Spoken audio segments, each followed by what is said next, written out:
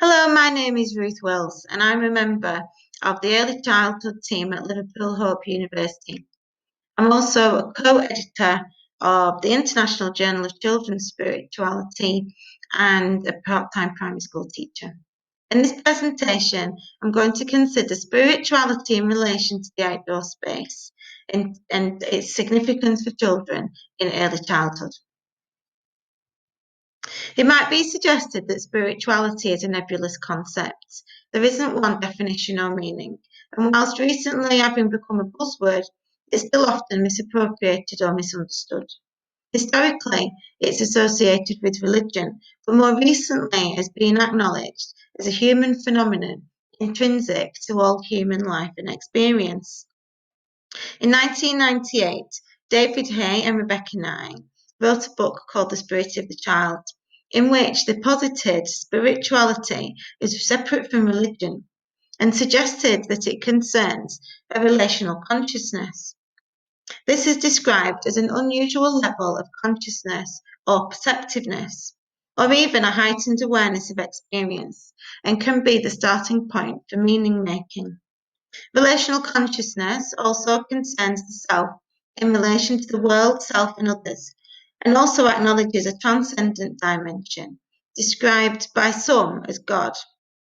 This is described elsewhere by Elaine McCreary as an awareness that there is something other, something greater than the course of everyday events.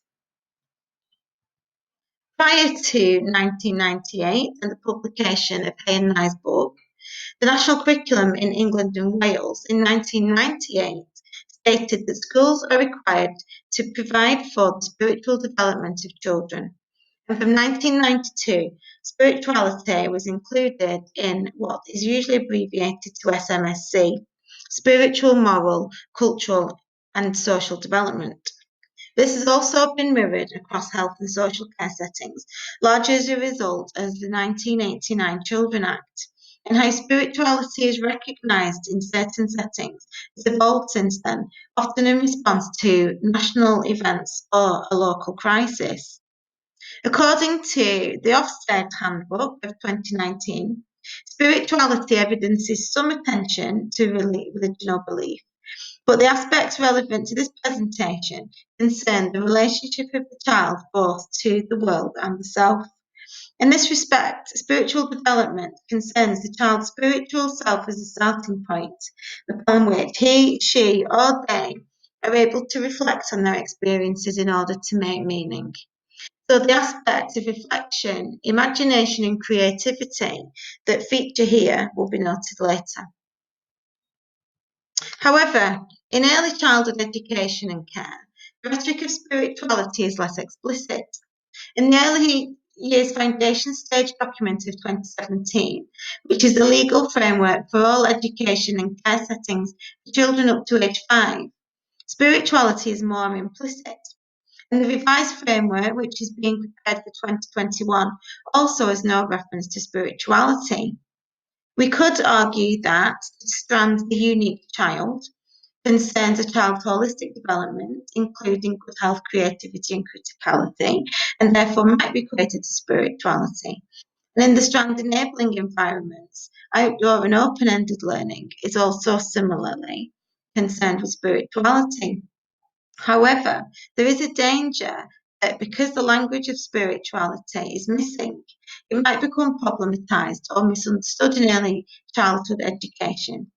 Therefore, in this presentation, I propose that early childhood educators need not be cautious around aspects of spirituality, and they don't even need to personally subscribe to a religion or faith, but consider it as a means of developing a child's sense of self and purpose through relationships, meaning making, and reflection.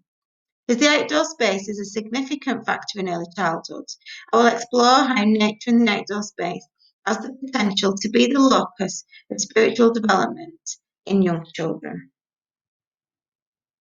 Two advocates for children's spirituality in early childhood are Jill Goodliffe and Jane Bone. Both have written recently about young children's spiritual experiences, with Bone particularly relating her writing to the outdoors. She argues for spirituality as a transformative dimension of learning. She evidences this through a child's relationship with or experience of nature that she proposes leads to an involvement in environmental issues when children grow up and become adults. So she cites creation theologist Thomas Berry, who argues that his early experiences provided him with an emotional attachment and intimacy with nature, which he described as magic moments. For example, sitting in a meadow and feeling oneness with the universe. And this experience in turn led for him to a passion for environmental advocacy and activism. So the early experiences were transformative for him. And this is reflected in the work of Chris Walton from Norfolk, whose activities with children, which include sitting in silence and solitude in nature, he calls magic spots. Chris Walton writes, the children sit, look, listen, smell, feel, think, watch, and if they want to, write or draw in their diaries at the time or later. It prioritises this activity and its potential to sharpen non-verbal skills such as waiting and watching, and reflecting on interconnectedness with self, others, and the world. The results of these experiences have included children's increased self-awareness and enhanced appreciation of the natural world, such as them noticing the blueness of the sky or the sound of the birds, and a regulation of their thoughts. As one 10-year-old child said, when I was there sitting in all that silence with all the space, all my thoughts came flowing out of my brain like I couldn't stop them. Similarly, Bone herself has reflected on her own experience of being in nature, noting that walking in the garden is its own meditation. She ponders, if only I could achieve this purity of living all the time. Being mindful and aware of the heightened awareness evoked by nature again inspires transformation. And see, she suggests that the practical nature of spirituality supports a perception of people and places as being unique, leading each one to uphold principles for sustainable living, inclusivity, and valuing all human life. As well as the intimate connection with nature, Bone notes that a common definition of spirituality, and certainly one that's promoted in primary education, is awe and wonder. This is described by Hay and Nye as profound moments in which one contemplates that which is beyond the everyday understanding, or a sense of mystery. Hay and Nye use simple examples, such as a match being struck, or the rising and setting of the sun, to highlight this sense of wonder. Yet, from such simple experiences, questions about life and meaning can arise, leading to a deep reflection on existential issues such as identity, purpose, and place. Indeed, in my own work as a primary school teacher, a lesson on number patterns in relation to the solar system led children to such questioning. These children were older than the early childhood, and they were in year 6, and so they were age 11. But the idea is still the same. So in a quote from my own book, Learning Beyond the Objective in Primary Education, I write this. The beauty of number sequences reflects the beauty of the stars, their location being determined by a string of equations that take us back into the past whilst providing light in the present. Expressions such as "it all fits together" and "how is it so clever" lead us to consider that the children in their responses to the activities were able to move from a pragmatic experience of mathematics and science to one which inspired might be regarded as a spiritual existential response. This demonstrates how the space for reflection and opportunity for discussion disallowed the lessons from being entities in themselves. Rather, the learning was taken forward to consider a dimension of life wider than the self, to ponder at the intricacies of the universe, and to reflect on one's own place in the world.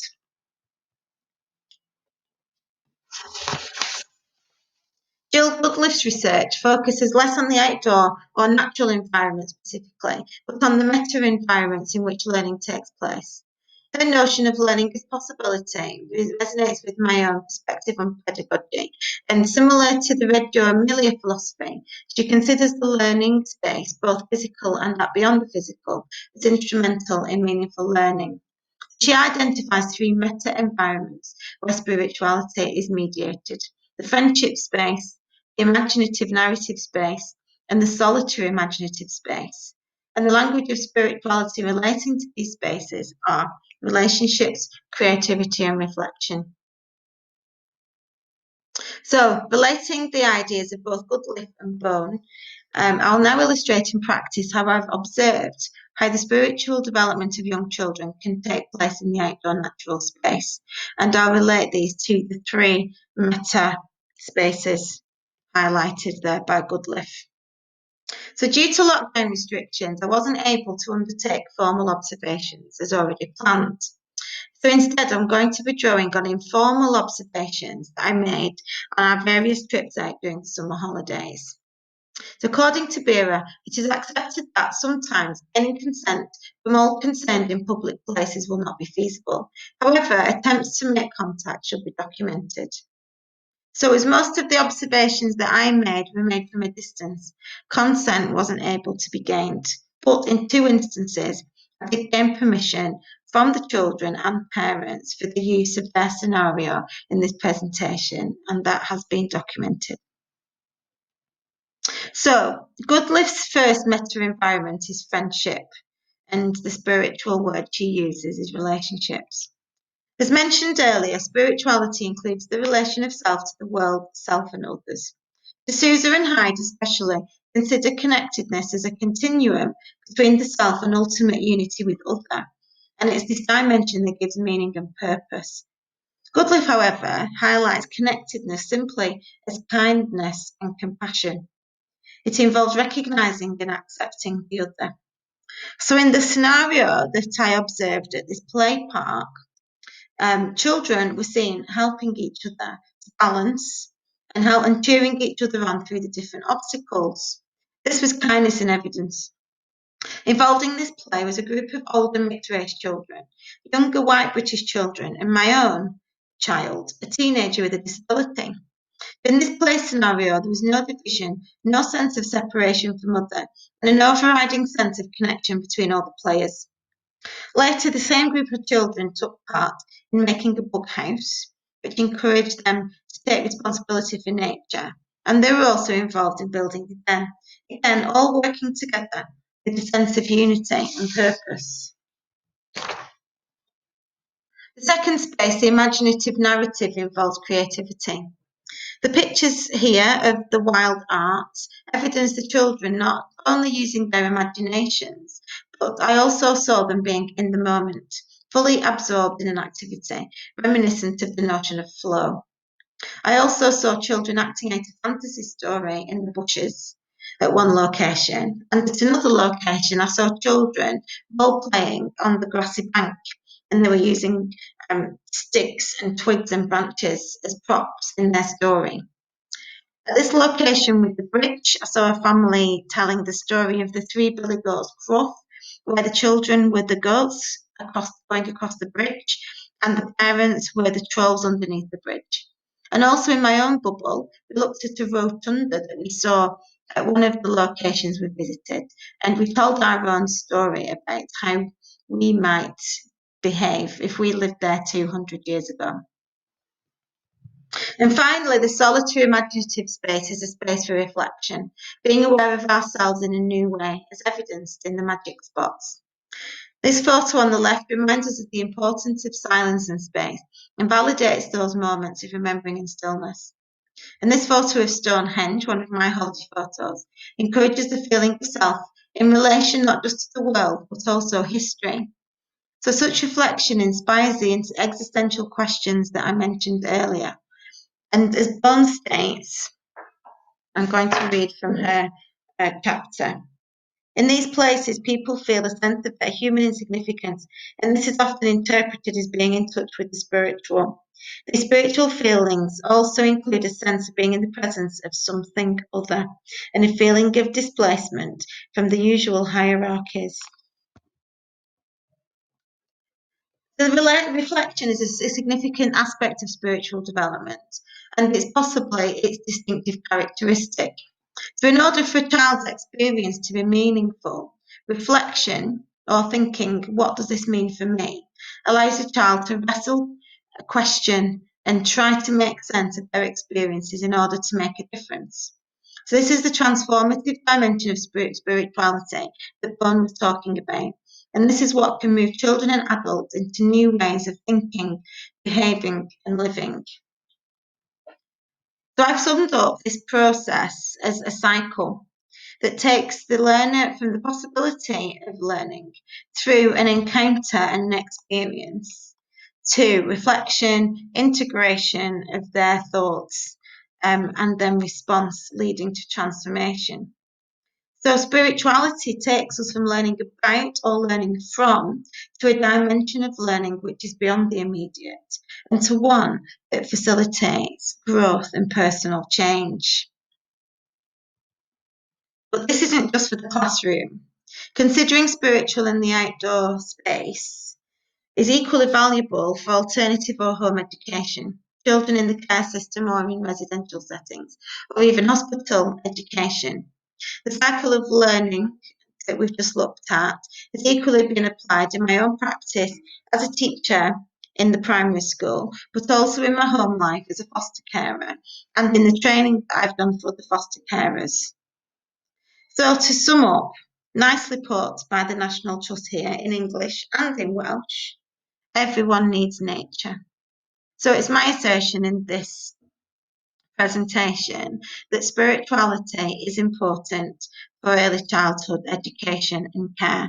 It's not something to be avoided or evaded or to be cautious about, but it provides that deeper dimension of learning that relates to a child's own sense of self, meaning and purpose, and can promote transformation in their life today and for the future.